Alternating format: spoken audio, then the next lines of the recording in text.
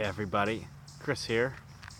So I'm back again pretty quickly after the last video because I felt that I should clarify a little bit or maybe talk a little bit more, because I guess I was rather abrupt in the way that I brought up this issue of the Trinity, and I was rather abrupt in the way I just kind of said, no, that the Trinity is it's a misunderstanding. It's sort of an invention of man that has kind of been indoctrinated. It's really worked its way deep into the church. It's deep into the belief systems of many Christians, that like somehow the Trinity is really important.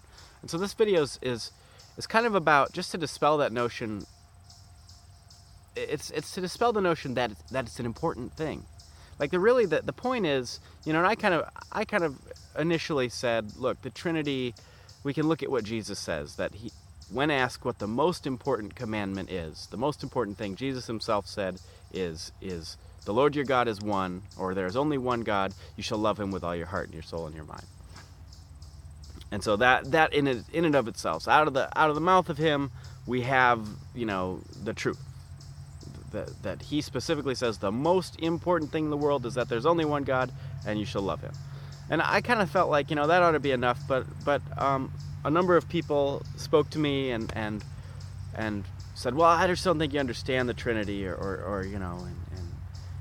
so I want to assure everyone that I have read the book of John, and I have I've read a lot about the Trinity, and I totally understand why people believe there is such thing as a Trinity, and we don't even really have to go into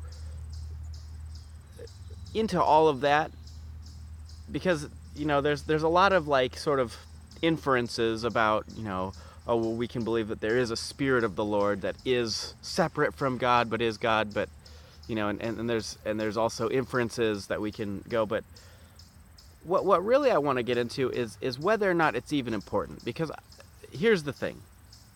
We know we're not supposed to dispute with one another. We know that we're not supposed to dispute with one another. I mean, we shouldn't argue about things, especially if they're not important. And so from that, we should ask ourselves, does anything that Jesus commands us to do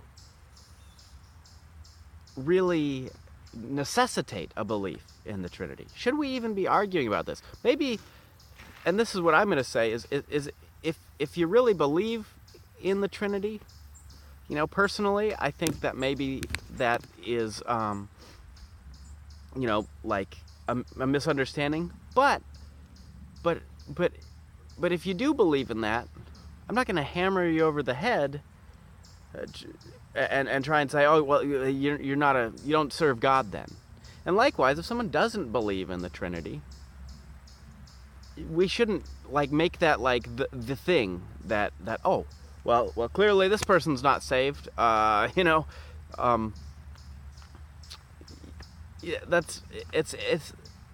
it's not important, okay? What Jesus calls us to do, the gospel, the truth that we're supposed to really be following is found starting, for example, we can really, I think the most condensed version that we could find starts in Matthew 5 with the Beatitudes and goes on, I think, through 8 or 9. There's like Matthew 8 or 9. And I don't have my Bible in front of me, so I'm just going to recall some of the things that we get from that. And that's like a super condensed version of kind of like the core of what Jesus is calling people to do. And, so we start with the Beatitudes, peacemakers.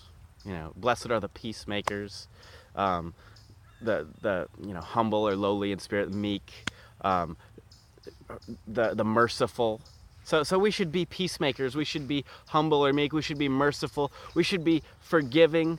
If someone strikes you on the cheek, you shall turn the other cheek. If someone asks you for your coat, They'd give him your shirt as well. Um,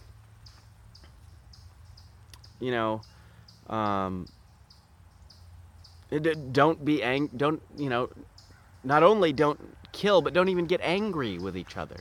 Be loving, be loving and kind to one another. Is really what it boils down to, which is he follows up when he's asked what the most important commandment is.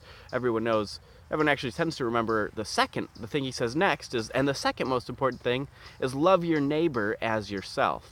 And someone asks him, well, who's my neighbor? And that's when he gives the story of the Samaritan, which is, it's a man is walking down the road and is mugged, and he's left on the side of the road, and three people walk past him, and the first one, and I think the first two are like religious people, and they just walk past him and leave him there. And then a Samaritan, who back then a Samaritan was kind of like they were sort of like a lower class of Jewish people. They weren't, they had stayed behind when most people were taken into exile. Anyway, this isn't really important. So a Samaritan man who was kind of looked down on a little bit, he walks by, and he picks the man up, and takes him to a hotel, and he dresses his wounds, and he gives the hotel keeper some money, and says, here, take care of this man. If it costs more to get him better, just pay for it, and I'll get you back when I come back through here.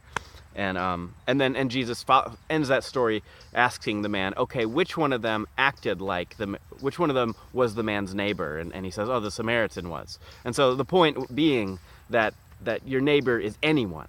We are all each other's neighbors. And so the real point of this is that belief in the Trinity, it just doesn't matter. Like, this has nothing to do with whether or not you're following Christ. If you're following Christ, then you're going to follow those teachings.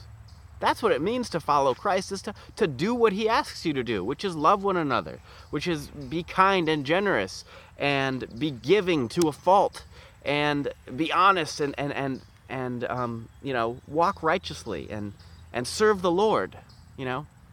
This is what it means to be a Christian. One who follows Christ's teachings. It has nothing to do, being a Christian has nothing to do with whether or not you believe in the Trinity or not. And so I was wrong to kind of even really make a big thing about it. I guess the reason I kind of felt a little bit on guard about it is because the Quran, in a couple spots, the angels speaking to Muhammad say, no, they've got that wrong about the Trinity. And I thought, and then that's kind of like, and I thought, well, people are going to read that and just immediately go, oh, well, this whole book is garbage. But you shouldn't. You shouldn't, because even in the Quran, it's not like, oh, they're condemned for this. They've got no chance because they believe in the Trinity. It's just like, no, they're mistaken about that. There's one God, and Jesus was, it even says he was born of a virgin. It says he was his chosen servant, his Messiah.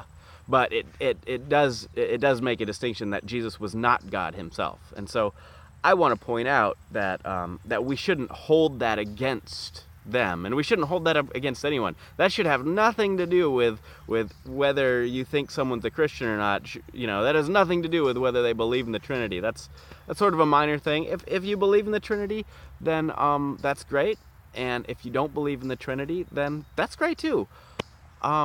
Anyway, so that's the point about the Trinity that you really got to understand, is that it's just not important. Okay, I may make another one here, and God bless you, and have a good day.